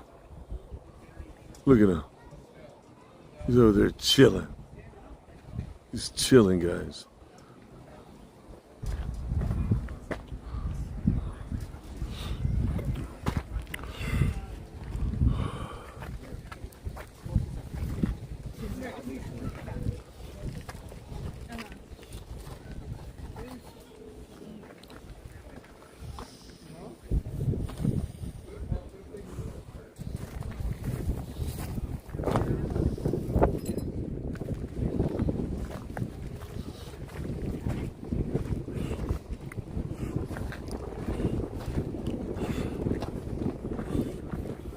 Look down there, guys.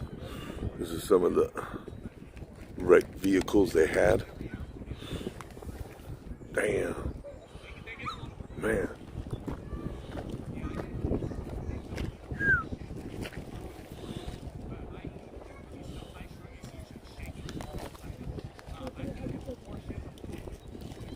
I think this is like the graveyard, guys, of all wrecked vehicles.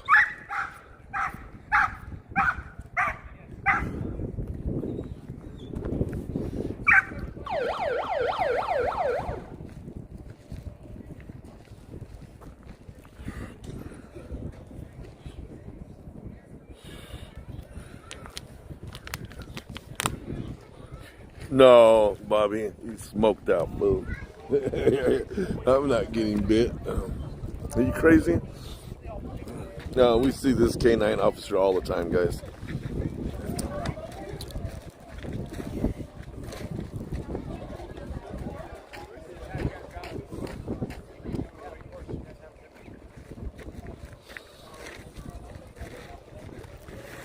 I've seen him in action, guys. He really loves his job and his position that he does, guys. I haven't seen him yell at his other peers for because they made a wrong decision, and he was pissed because he was lighting fire.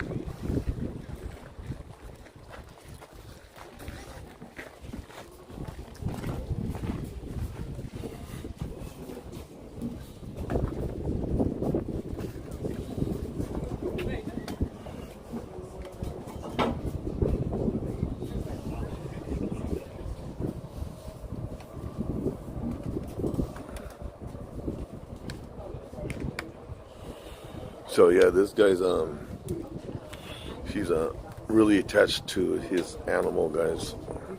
You should have seen him that night. I never seen him. I always see him on the streets. Yeah, this is it. This is the last group.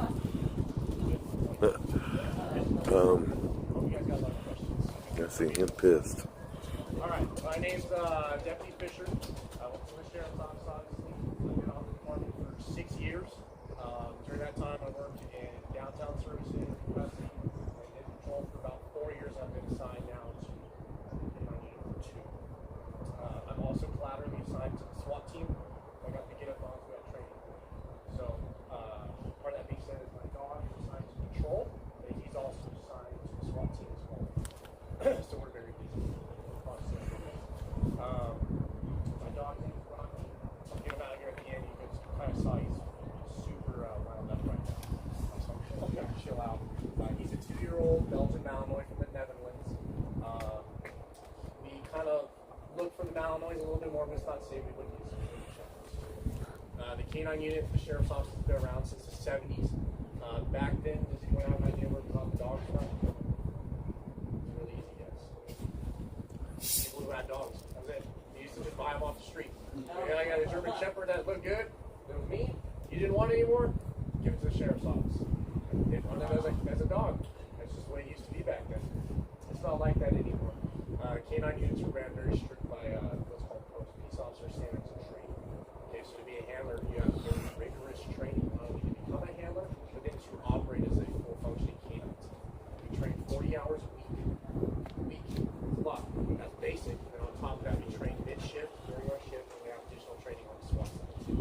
So I average between 40 to 70 hours of training. It's a lot of training.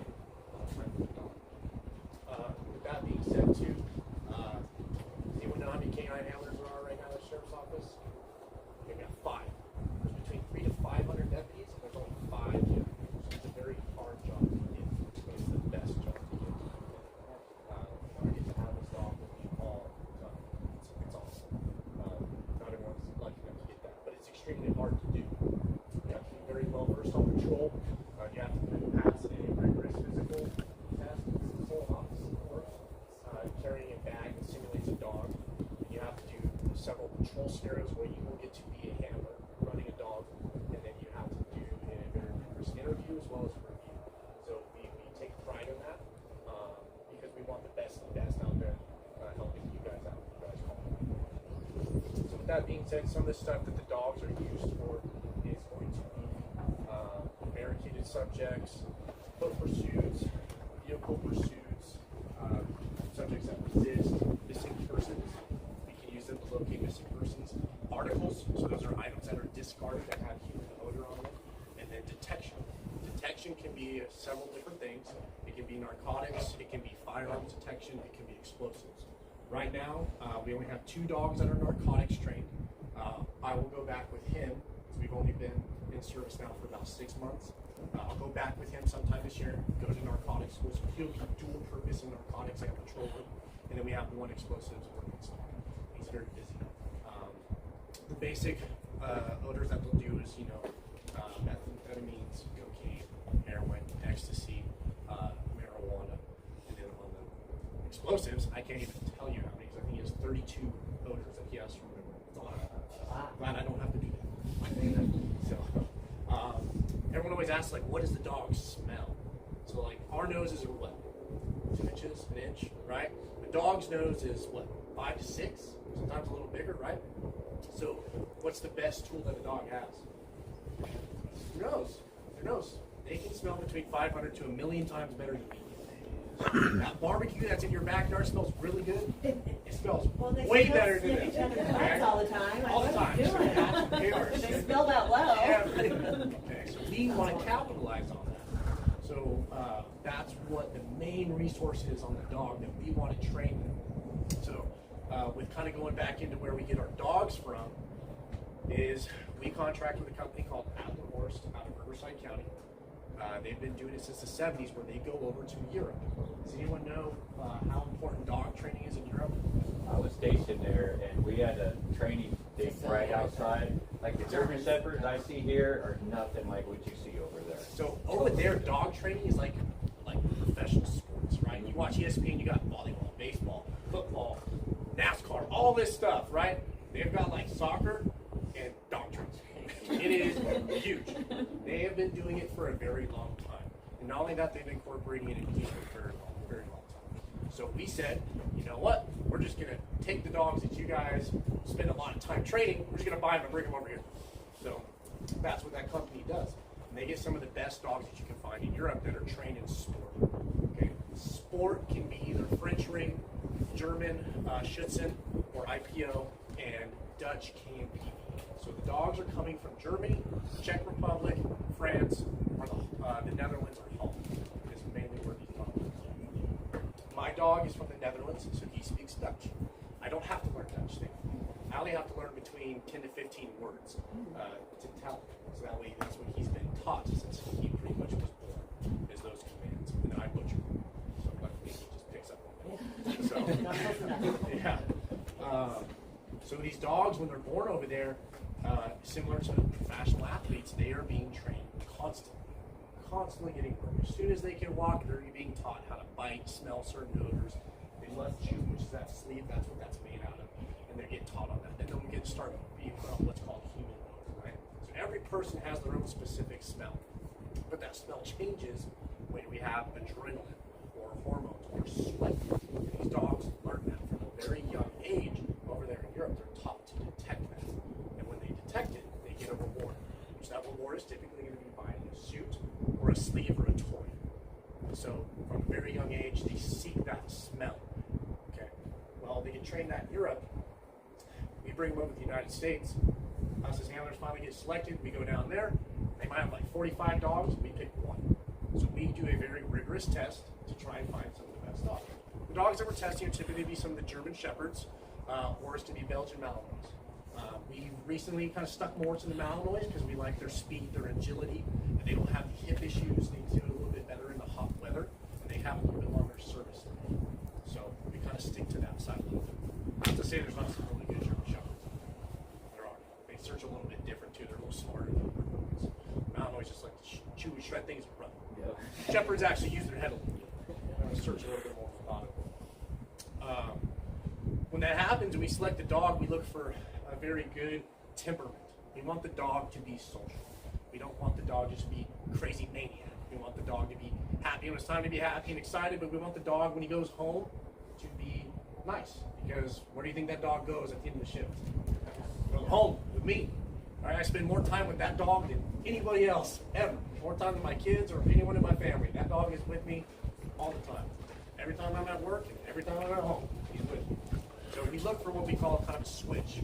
When we're at home, he gets to relax, hang out, he's good, he's friendly, he becomes a part of our family. As soon as he gets in that car, it's game on. Time to go play. It's exciting. So we look for that with dogs. Once we do that, we go down to a school. That school is 6 weeks long. 6 weeks long of staying in a hotel with the dog and working 40-hour weeks doing dog training every day, and then coming back for 6 weeks. Once you pass that course, the dog hopefully makes the transition from the sport world to the police world, where now they're being introduced to all this stuff. They have no idea. They don't know what a car was. They don't know what a building was. They don't know what any of this stuff was, and we have to try to train that into them to show them, hey, everything you learned on the field, you can apply here in the world. And then once we do that, they get to graduate and start working. Once that's successful and they're successful on patrol, then we'll go back down with the handler again for 6 more weeks in a hotel, away from your family, bad food, for 6 more weeks doing detection. Once that's done, completed basic, that's basic training. Basic. On top of that is the 40-hour training that we do a month to continue that service. So it's a lot of training. But training's fun, in my opinion.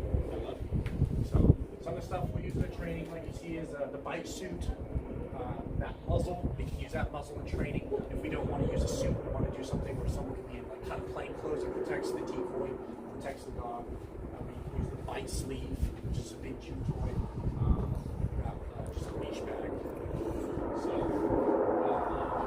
kind of some of the other stuff. A lot of times, like, people always ask, "What are we doing to protect them?" So, summertime for heat. All K9 cars are outfitted with a heat alarm system.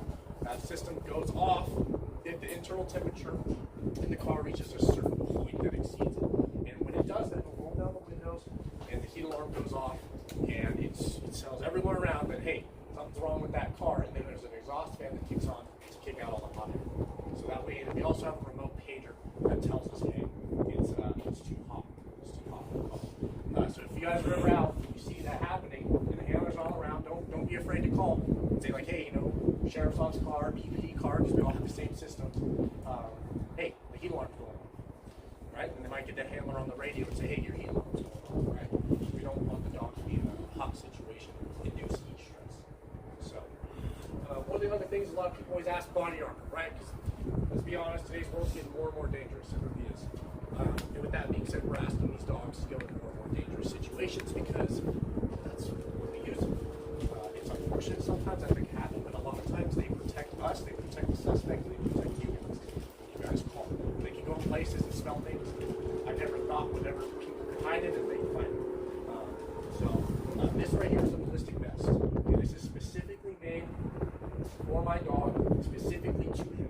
It was donated by a company called Spike's K9 Fund. They're a super generous company that provide a ton of these vests to police agencies all across America, and it's handmade for the dog. They're like $5,000. This company provides all of our K9 so we're super lucky, super appreciative of that, and they're great. This weighs about between 2.5 to 5 pounds. It's like really light, because everyone always asks, well, how come a dog doesn't wear these crazy big things? If I wore a big suit of armor the whole time, I couldn't chase anybody, could I? I wouldn't be able to get out of my car. It would be almost more unsafe, right? So this is pistol rated. It'll stop all pistol rounds. It's stab resistant, not stab proof, and it's also will help them in the case of a fall.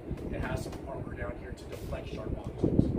So the head goes here, legs come out, and it's going to protect the chest cavity and then all the vital areas, right? Similar to our body armor, which I have over there. Same thing. And then part of being a handler too is being trained in tactical medicine for the dog. So we can provide some life-saving measures in the field before getting them to them. Any other questions? Can I give you questions? Because I'm trying to think about going over things. You guys gotta have some. Yeah. He's gonna be super well about it. I got one. Yeah. So, sometimes I see the hood open.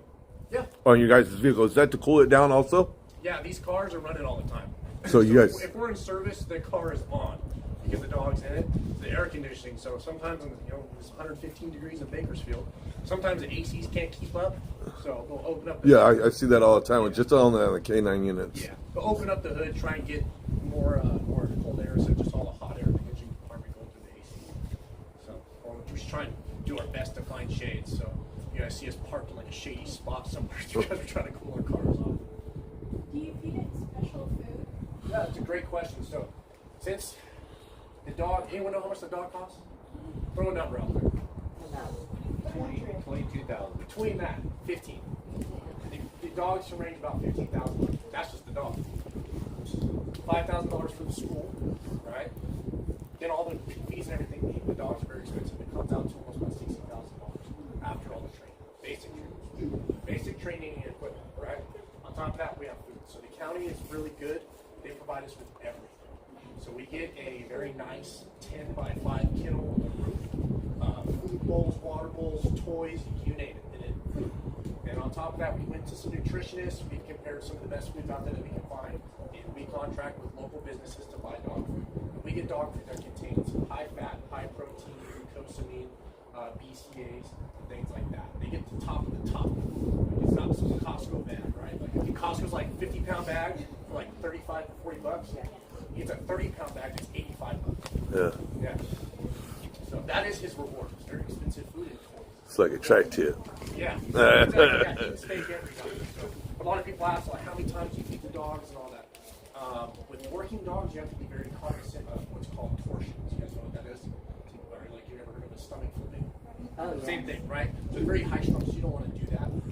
So we're very cognizant of feeding them maybe a small amount before they work, and then their big reward afterwards is getting all those protein and fats. Because when these guys are working, it's nonstop. It's exerting max energy all the time.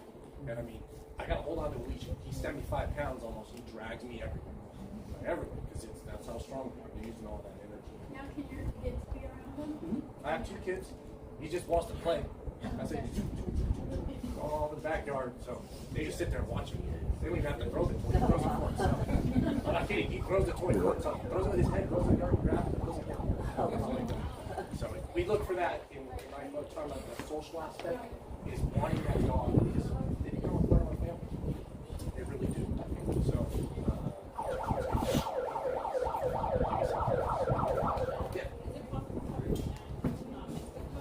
yeah. So, like I said, when these dogs they're training just that sport.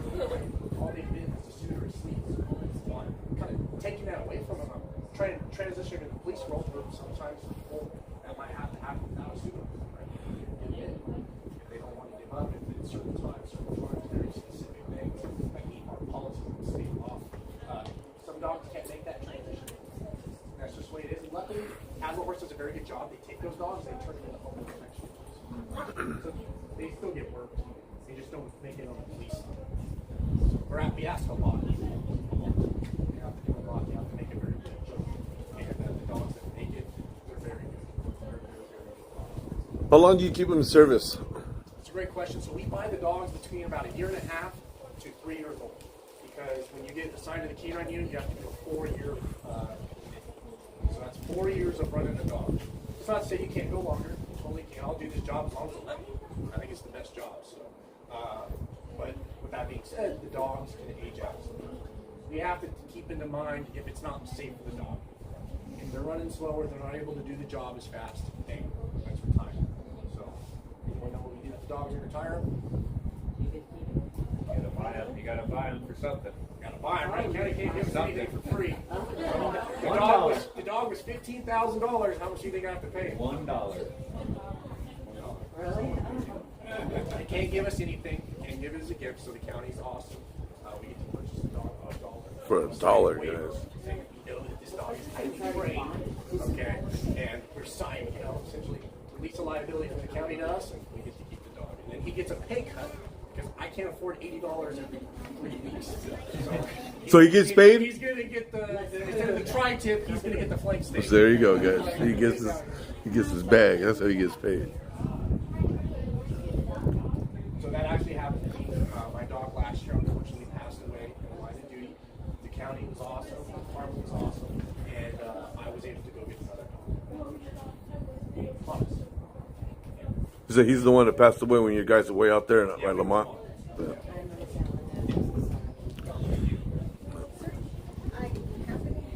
Oh, awesome. Coloring pages. Yeah.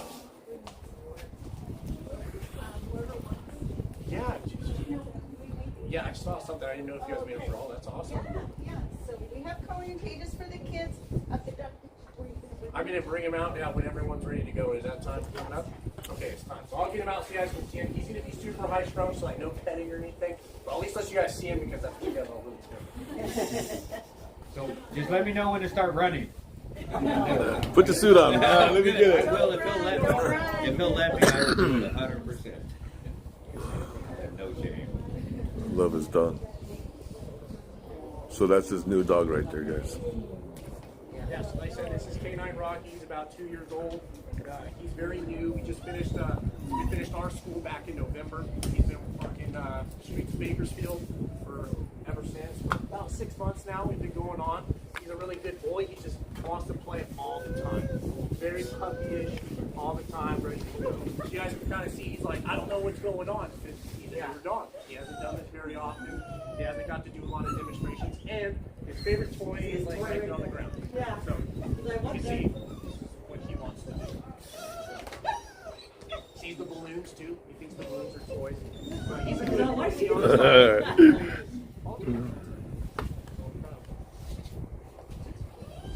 You see his toy, yeah. Hyper focused, right? That's what we want to do. Muscle. Deal. His command would be follow. Or follow again. Yep.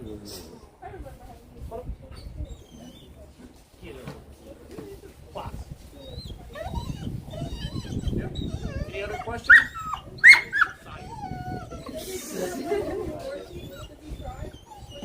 That right there is, you see him shaking? Yeah.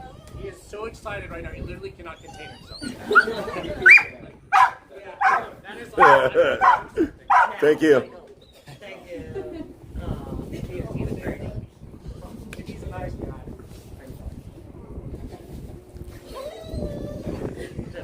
Who wants the ball? Hey, that's the balloon. So there it is, guys. If you guys want a coloring page, come see me. I'll give you one. And that's the end of our tour. Thank you for coming out. Appreciate it.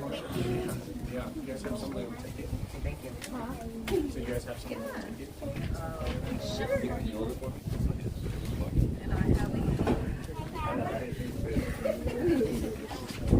Oh, you guys have a good one, guys. Oh, I doubt it. Yeah, I'm tired. I see you in action one night, man. Oh, yeah? Yeah. The one that Or wait, what's your channel?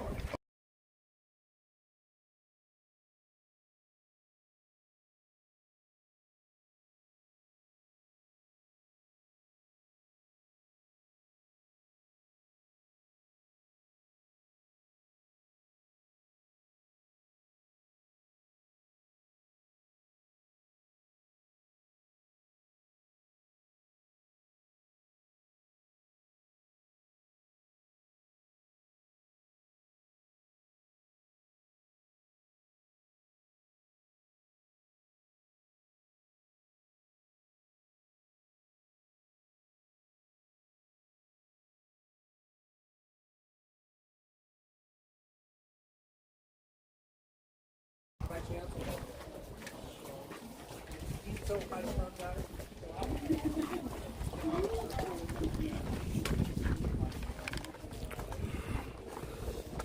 So this is it.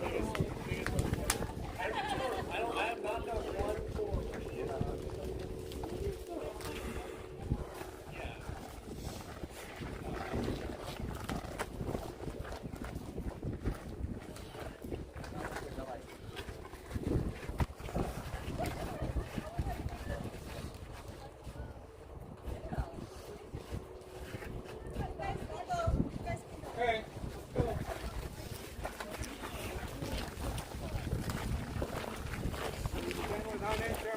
Yeah. Okay. Right there with the people.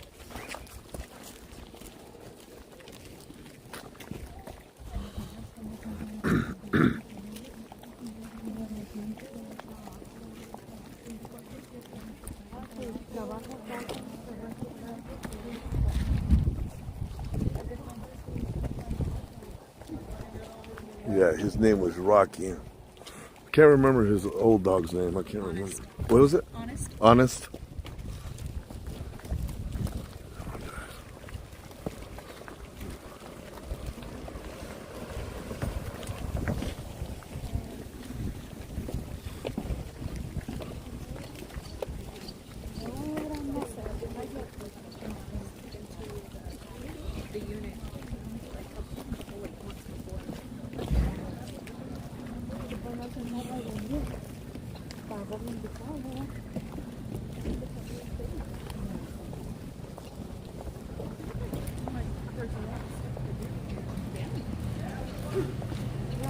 It's a lot of vehicles. Yeah. Not enough officers to drive them.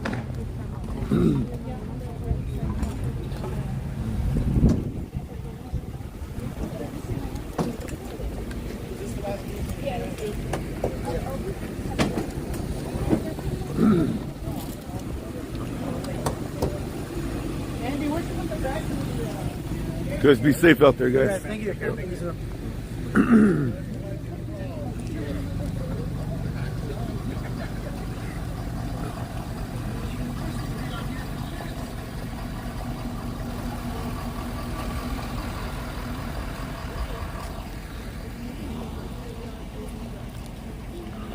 Yeah, they have a lot of cars here, guys. Believe it or not, not enough. Like they said, not enough officers. They got to do training in the facilities. Then they're deputies on the streets, guys. So.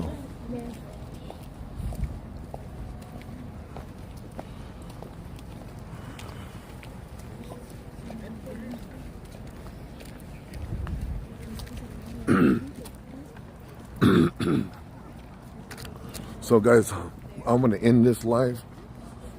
I'm gonna end this, but thank you guys for joining me and Selena and Adrian and baby Juju. They left because Juju was getting out of control. He loves balloons and he wanted all of them. I wish they could have stayed, but he was getting fussy. But thank you guys for riding with me, checking this out. But I will see you guys tomorrow, guys. You guys have a good one, guys.